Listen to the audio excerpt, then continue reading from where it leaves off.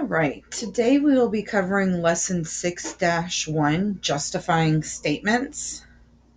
We will be splitting this into two sections. On the previous slide, you would have seen a paragraph talking about proofs and ways to do justification. You should have also seen a math tip on that same page.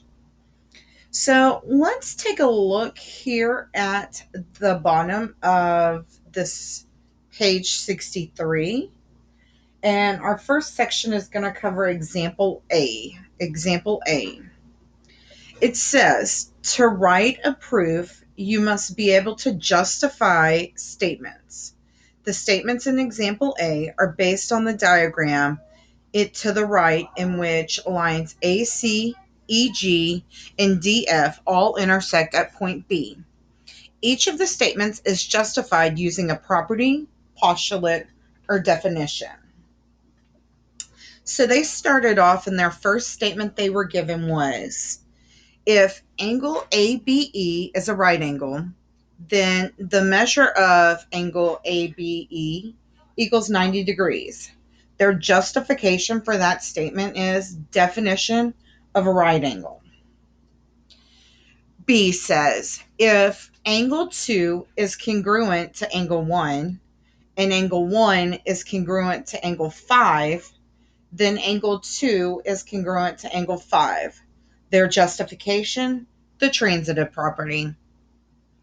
C says, given B is the midpoint of line segment AC, prove line segment AB is congruent to line segment BC.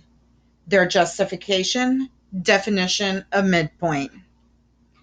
D, the measure of angle 2 plus the measure of angle ABE is equal to the measure of angle DBE, and their justification, the angle addition postulate.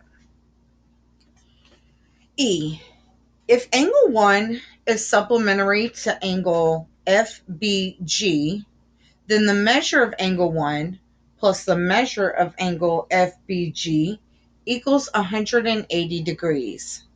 Their reasoning, definition of supplementary angles. On to your debriefing.